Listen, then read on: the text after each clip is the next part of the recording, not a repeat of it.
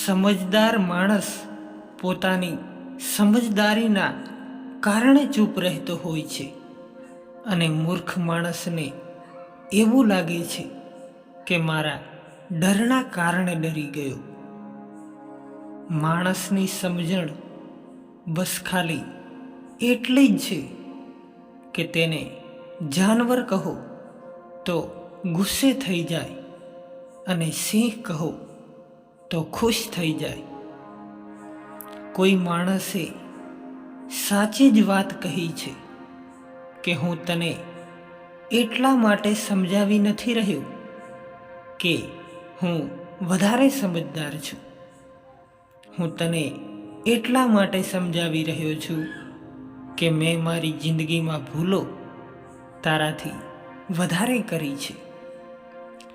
અમુક વાતો ખાલી સમજાવવાથી નહીં પણ પોતાની ઉપર વીતી જવાથી ખબર પડે છે.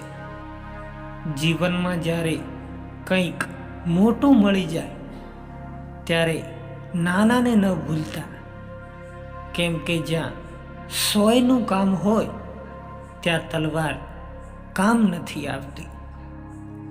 આ દુનિયામાં એવું નથી કે દુઃખ વધી ગયા છે, પણ હકીકત તો એ છે કે માણસની સહન શક્તિ ઘટી ગઈ છે.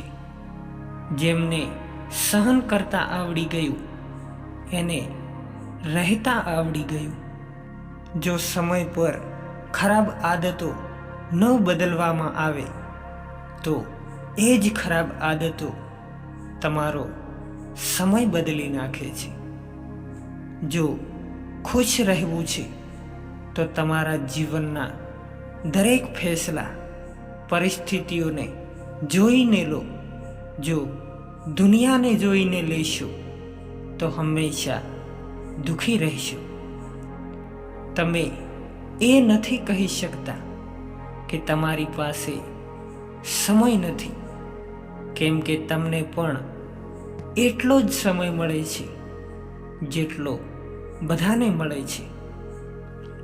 જો તમારે કોઈ પણ વસ્તુનો બદલો લેવો હોય તો પોતાને સફળ બનાવવામાં લાગી જાઓ, કેમ કે મારી વાત માનો તો એનાથી મોટો બદલો કોઈ નથી. જિંદગીથી જો કંટાળી ગયા હોય તો ઘર, પરિવાર, દોસ્ત બદલવાનું બિલકુલ છોડી દો. જો બદલવું જ હોય તો પોતાને બદલો. મુશ્કેલીમાં જો કોઈ સલાહ માગે તો સલાહની સાથે તમારો સાથ પણ આપજો, કેમ કે સલાહ ખોટી હોઈ શકે છે પણ સાથ નહીં. તમારા પોતાના રસ્તા પોતે જ ઓળખો, કેમ કે તમને તમારાથી વધારે કોઈ નથી જાણતું.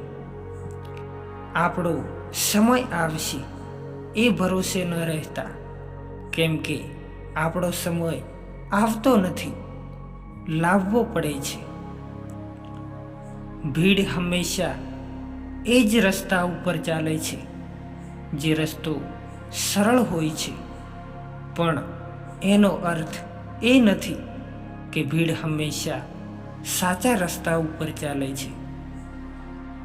પીઠ હંમેશા મજબૂત રાખવી જોઈએ, કેમ કે શાબાશી અને છેતરપિંડી હંમેશા પીઠ પાછળથી જ મળે છે. એ જગ્યા પર હંમેશા ચૂપ રહેજો જ્યાં બે કોડીના લોકો પોતાની હેસિયતના ગુણ ગાતા હોય. આ દુનિયામાં કોઈ એવું માણસ નથી જેની પાસે કોઈ સમસ્યા ન હોય, અને એવી કોઈ સમસ્યા નથી કે જેનું સમાધાન ન હોય. જે વીતી ગયું એને પાછું વળીને ન જોશો, નહીતર જે આગળ મળવાનું છે તેને પણ ખોઈ બેસશો.